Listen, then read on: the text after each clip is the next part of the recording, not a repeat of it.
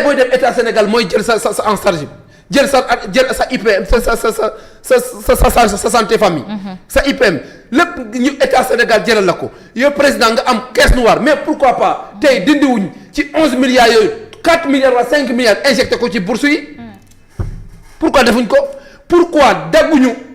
salaire ministre yi ne leen comme affaire dafa métti ministre boo ci gis dañuy dagg 1 million directeur boo gis ñu dagg la 2 millions député boo gis ñu jël sa indemnité 700 000 francs dagg ko jox ko député étudiants yi pour que situation bi mën a comment dirais-je au moment où direct actuellement nag direct yi baadoo la moment bii la commencé di siim cere buur parce que mënuñoo toog loterie nga dagg impôt nga dagg état taxe di taxe lu ne nga taxe ko ñooñu nit ñi di fay seen taxe ngeen toog seen doom ngeen bañ a duñ leen ko fay ils sont dans l'illégalité totale c'est une obligation et c'est une condition boo xamante ne c'est forcé et ils sont dans l'obligation et je soutiens les étudiants je leur dis que bu leen mosaan nangu ñu leen di nax wala ñu leen di manipuler ku fi def déclaration ce ne sera que de la manipulation bu leen ko nangu nañ leen fay seen alal parce que seen alal la ku fi toogoon fii ñoom ñi nekk nguur dañoo créé woon syndicat des impôts domaines syndicat nekk ay syndicalistes ñu jot xaas amélioration de leur condition de vie. Pourquoi ils ne veulent pas améliorer les conditions de vie des étudiants?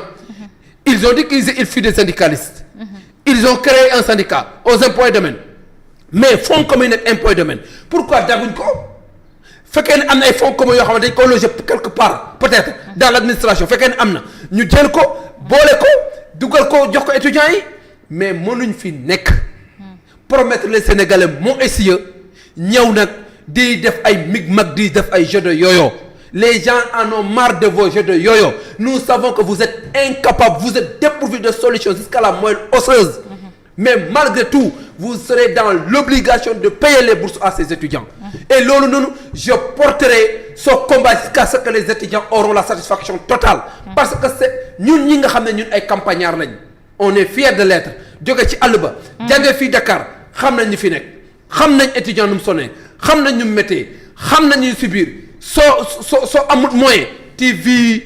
une vie extrême et loolu noonu tu imagines les jeunes filles qui apprennent qui n'ont pas de bourse mais loolu biir nee na mag yi nee na biir kenn du ko xese ne bant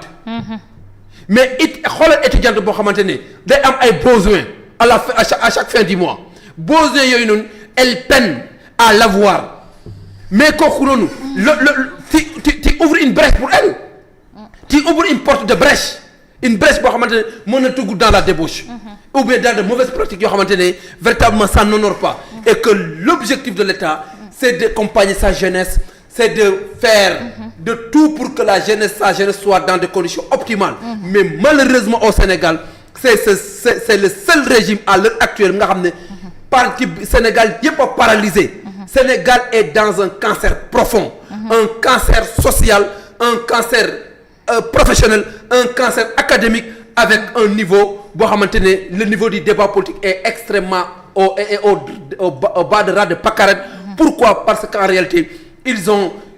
détruit le niveau du débat en nous plongeant dans des questions yoo xamante ne c'est des inepties et que li nga xam ne moom moo fi nekk tey mooy lan mooy ne véritablement le problème de ces étudiants là il faut ngeen régler ko. Président Macky Sall a fait ce qu'il devait faire. Toute génération doit dans une relative opacité remplir sa mission au latéral comme Franck Fanon le disait dans Les Damnés de la Terre. Et aujourd'hui, vous avez ces gens de Pastef ont failli à leur mission. Parce que ce qu'il avait promis man démb mooy xaw la benn vidéo de ma mère xale bi benn jeune di wax ne def na ko sax statut mu ne xeex bu ñuy xeex yéen a ko jàng yéen a ñu ko jàngal dañ leen xeexal ba yegg si fii tey donc li war doon nekk effectivement ils ont raison et je dis aux étudiants.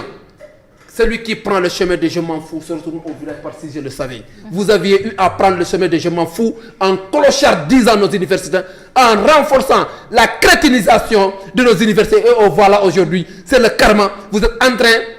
de se battre contre des gens yoo xamante ne ils vous ont promis mon essieu, ils vous ont poussé à se battre, ils vous ont poussé à faire des combats yoo xamante ne ce n'était pas leur. Je vous considère comme des tirailleurs qui se sont battus pour des combats qui ne sont pas leur. Et aujourd'hui maintenant, vous êtes en train de mordre la poussière, vous êtes déçus par un régime qui ne connaît pas les priorités, qui ne connaît que ses propres intérêts, qui roule dans son propre estrapotin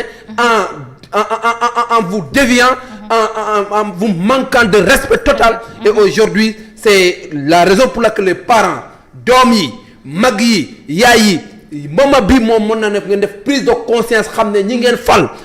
jaruñu ko motuñu ko parce que yërëmuñ seen i njaboot yërëmuñ seen i doom suñ leen yërëmoon béykat yi ñu ngi fii benn seko defuñ ko ci tool yi ci àll bi ba ñu ngi jël seen as tuut lu ñu yor di koy brader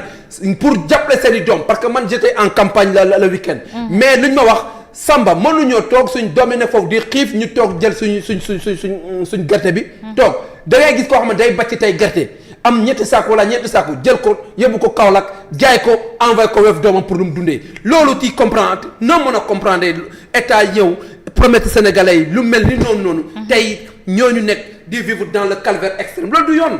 nañ fay nit ñi seeni alal fii ke fu toogoon ñaari weer fayuñ la ñu dëgg la